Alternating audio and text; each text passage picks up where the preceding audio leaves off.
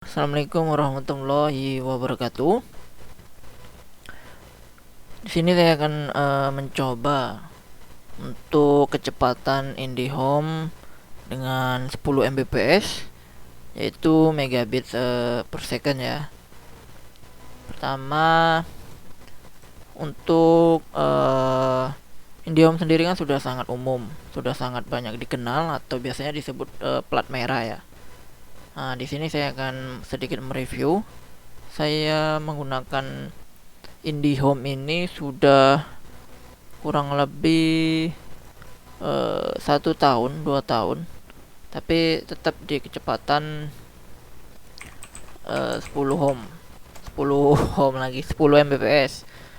Sebelumnya juga saya udah berapa kali sebenarnya ditelepon mau ditawarin untuk naik ke 20 atau 50, tapi karena saya masih merasa cukup di kecepatan 10 Mbps, maka saya tetap menggunakan ini. But kita lihat nanti. Pertama, untuk kecepatan kan kita tampilkan melalui biasa Windows R. Kita ketikkan ini ya, ping 8 untuk Google Mint. Kita oke. Nah, sini kita lihat kecepatannya mulai dari bitnya ini 32, rata timenya juga rata 25 mili per second. Dan ini kondisinya hanya PC saya sendiri, satu user, sama wifi nya itu satu, yaitu HP saya sendiri, HP pribadi. Kebetulan lagi nggak ada teman-teman yang main ke kos. Terus kita cek biasanya itu kan speed test ya, seperti ini. Nah, kita klik. Kalau secara browsing sih lumayan cepet ya, kalau multitaskingnya nggak terlalu banyak. Nah, kita coba, kita masih loading. Oke, kita go. Kita tunggu sebentar. Jadi tadi kita cek ping melalui command prompt sudah.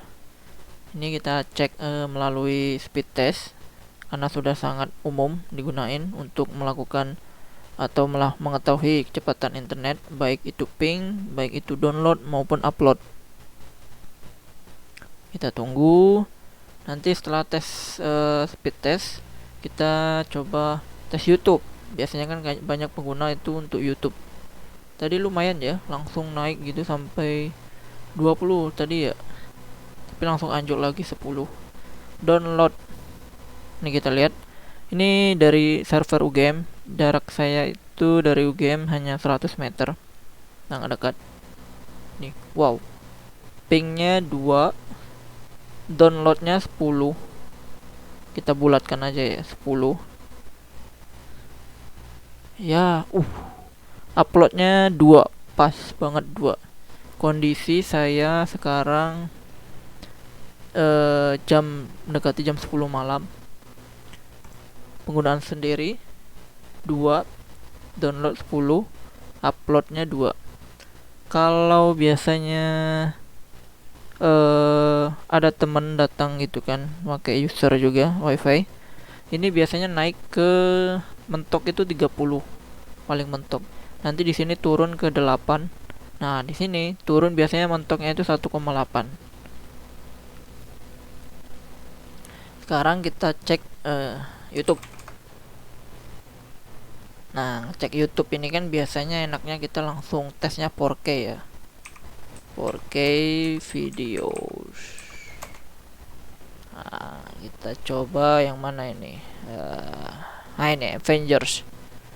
Kita coba Avengers. Kita kecilin sedikit suaranya, main kedengaran ya. Nah, di sini kalau secara awal tadi nggak ada buffering, tapi dia di settingan 720. Setiap saya buka YouTube, kalau tanpa banyak pengguna, biasanya emang langsung di 720. Jarang sekali dia langsung naik ke 1080. 720 tapi bufferingnya jauh ya, nih sangat jauh, dia cepet banget nih. Lalu coba kita tes ya, ke 1080 dulu lah, jangan langsung naik. Kita tes ya. Kita tunggu. Nah, buffering. Nah, ini dia. Lumayan cepat nih. Kita lihatnya tuh di sini. Kita lihatnya tadi loadingnya lumayan berapa detik ya, 2 sampai 5 detik. Tapi di sini cepet dia downloadnya. Ini kan filmnya nih. Nah, ini kan downloadnya cepet banget, download film, download YouTube-nya ini lumayan cepet. Lumayan ya. Sekarang coba kita tes di 4K. Kita hitung 1, 2, 3, 4, 5, 6, 7, 8, 9, 10, 11, 12 detik. Anggap aja 15 detik tadi ya, saya hitung ya, karena kan saya lambat-lambatin. Ini 4K, ingat teman-teman, ini 4K. Saya besarin. Ini sudah 4K. Buffering dia. Downloadnya lama. Nih, kecil-kecil banget nih. Kelihatan kan nih. Tuh. Buffering dia. Tuh. Jadi kurang lah kalau untuk 4K. Kalau kita kembaliin ke otomatis, dia pasti ke 720 kemungkinan besar ya. Nah, ya kan? Nih, 720. Nih. 720. Ini adegan paling kocak ini di Infinity. Nah, seperti itu ya. Itu dari segi internet. Untuk YouTube-nya. Jadi kalau YouTube biasanya itu langsung ke 720. Untuk 1080 dia bisa, tapi sedikit buffering beberapa detik. Nah, ini 2 sampai 5 detik lah. Tapi habis itu dia downloadnya lumayan cepat juga ini. Jadi untuk internet, dari segi internet seperti itu. Kita stop. Nah, mungkin itu aja ya. Biasanya kan ngeceknya dari situ aja. Ini, nah ini kita cek ada nggak request timeoutnya. Request timeout itu kayak sinyal yang didapatkan dari router saya itu loss itu kayak lepas gitu. Nah, nggak ada ya. Udah saya scroll nggak ada. Nah, untuk hasil speednya juga kayak gini. Nah, mungkin kita tes juga buat teman-teman. Biasanya ada yang ngegame. Saya tes apa ya? Misalkan saya tes Dota ya. Nih, saya ada Dota. Kita tes Dota. Nah, untung nggak update.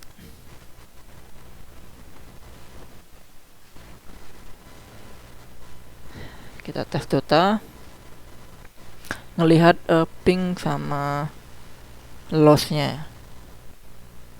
Kita cek. Kita tunggu sebentar.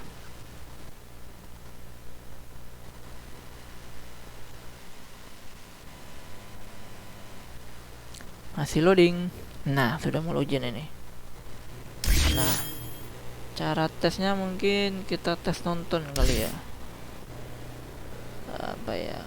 Kita nonton siapa? Nah, Nikma aja lah. Nikma Jihema ini ya. Kita tes. Kita lihat pingnya nanti sama lossnya.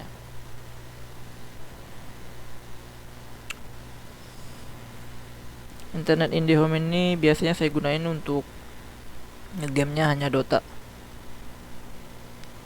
karena PC saya lebih untuk editing. Kita tunggu.